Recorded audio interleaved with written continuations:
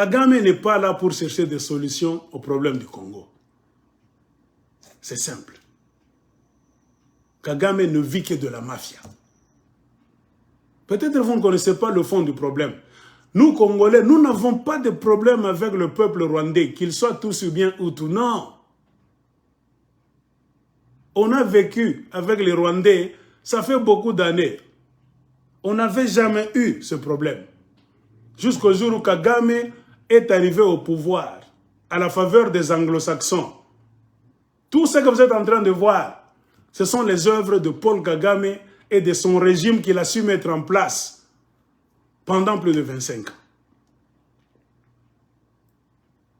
Étant président d'un pays pauvre, il faut comprendre la vérité.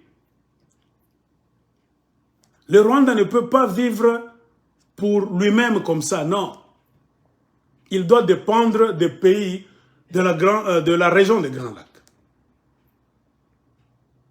Mais il faut le faire d'une bonne manière. Car de tout temps, les Rwandais s'approvisionnent au Congo. Même au temps de Mobutu et Habyarimana, c'était comme ça. C'est ça même la réalité qui doit rester là, jusqu'à la fin des temps. Le Rwanda est pauvre, était pauvre et restera toujours pauvre matériellement. Personne ne peut changer cette histoire. Maintenant, le problème de Kagame, c'est quoi? Il est jaloux. Kagame, c'est un président aigri, jaloux. Il pense qu'il est grand, mais avec un pays pauvre. Et comme il est tellement orgueilleux, satanique, il ne veut pas s'abaisser pour créer de bonnes relations avec le grand Congo. Le Congo était grand et restera toujours grand. Comprenez pourquoi on veut le couper? Couper le Congo, c'est amoindrir le pays, diminuer la grandeur du Congo. Kagame ne sera jamais grand. Lui-même comme ça dans son petit Rwanda pauvre, jamais.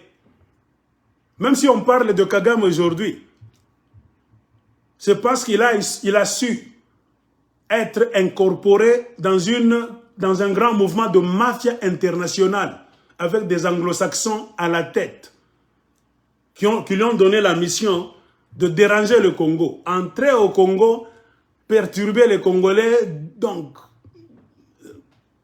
détruire des villages, tuer les chefs coutumiers, déplacer les Congolais, créer des massacres, violer les femmes, tuer les enfants, afin de faire quoi? De voler les richesses qui sont dans l'est du Congo. Principalement le coltan est là, le flamite, cassitérite, or, etc., etc. Et le fait de voler ces richesses-là,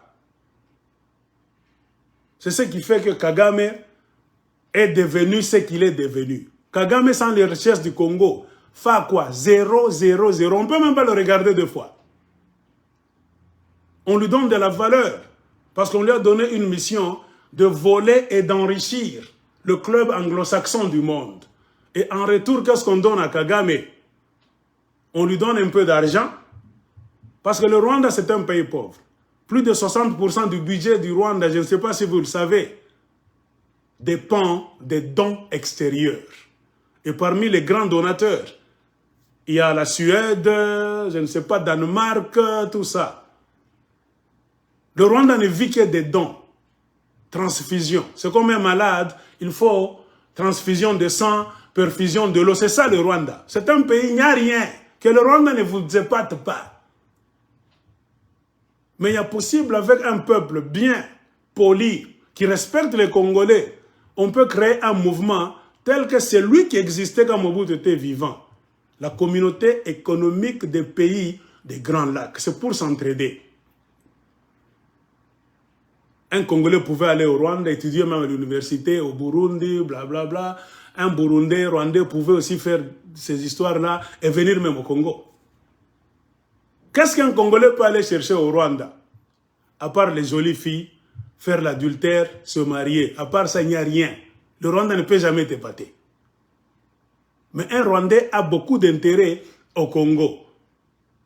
Il va faire ses affaires, il va bien manger, il va bien dormir, il va bien évoluer, il va étudier. Et c'est ce que les Rwandais ont fait pendant tout le règne de Mobutu.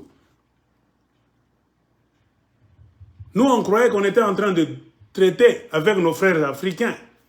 Or, manipulés par des forces extérieures, on a utilisé maintenant ces Rwandais, surtout des Tutsis, qui étaient venus chez nous, car ils connaissent bien le Congo.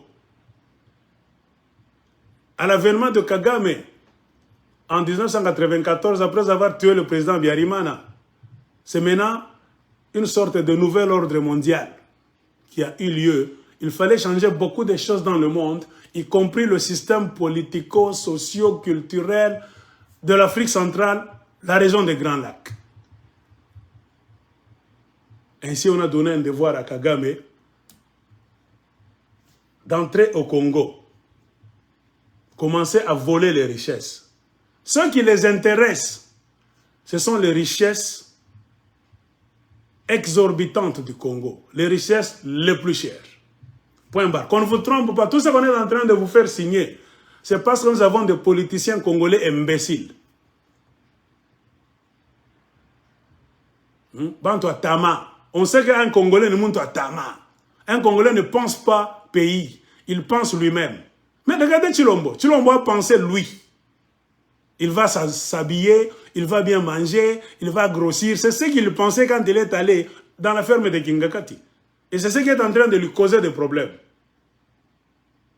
Il savait comment écarter tous les Congolais qui ont un peu un esprit nationaliste et laisser le pays dans les mains des méchants, des idiots, tout ça. Et Chilombo a été coopté. Ainsi, la sarabande continue. Kagame ne voulait pas laisser le système de faire des incursions au Congo pour faire tout ce qu'on peut faire avec la mission finale de voler les richesses de la République démocratique du Congo. Ce qui pouvait nous aider, nous les Congolais, car ce sont nos richesses, à fortifier notre économie, à construire notre pays, à devenir tout. On n'allait même pas rêver des États-Unis d'Amérique, l'Europe.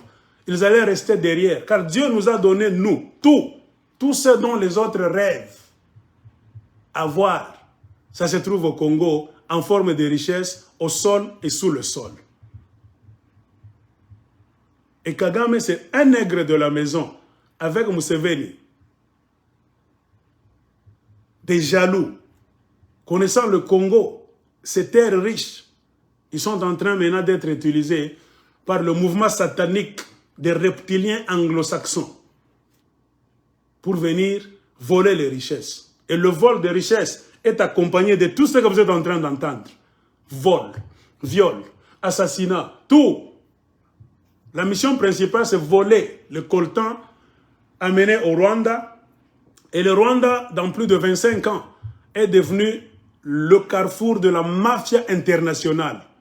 Là où tous les mafiosi de l'Occident, en général, qui ne veulent pas voir l'Afrique se développer, qui ne veulent pas voir le Congo vendre ses richesses à un prix normal, devenir un pays fort, se développer très bien, ils ne veulent pas voir ça. Ainsi, ils mettent ce système en place.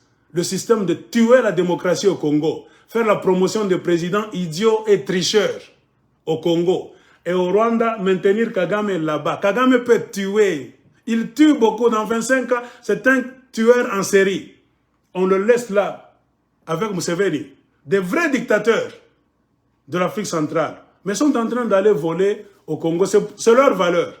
La valeur de Kagame et de Museveni aux yeux des Occidentaux aujourd'hui est basée sur la mission d'aller voler les richesses du Congo. Point barre. Et l'appétit venant en mangeant, ils ne sont pas prêts à laisser cette mission. C'est ce qui fait de Kagame, pour les idiots, doivent considérer Kagame comme un grand monsieur. Kagame n'est rien. C'est un petit monsieur méchant seulement, ayant un complexe d'infériorité même. Ça, ce n'est pas de supériorité. Comme une grenouille qui veut se faire gros. C'est ça la mission de Kagame. Le Rwanda a l'attention de la communauté internationale. Pourquoi? Car c'est le dépôt là où on dépose toutes les richesses qu'on vole dans la partie est du Congo. C'est ce qui fait que beaucoup de gens s'intéressent au Rwanda. Et qui s'intéressent au Rwanda? Ceux qui sont en train de diriger ce monde.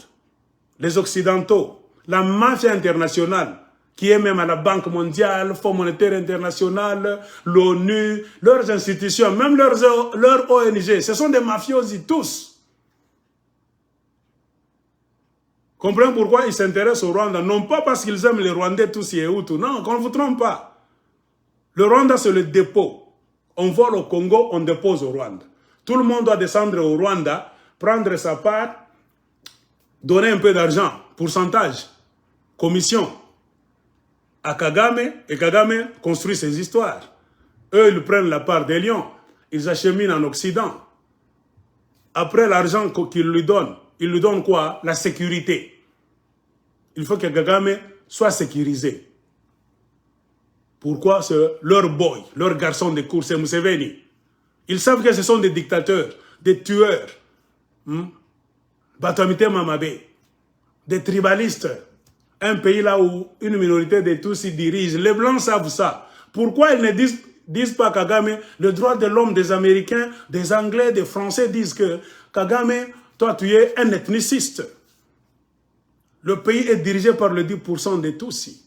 Même les Touas, les Pygmées sont négligés et la plus grande majorité, 90% des Hutus est négligée. Ce n'est pas bien. Mais ils viendront vous le dire dans un autre pays.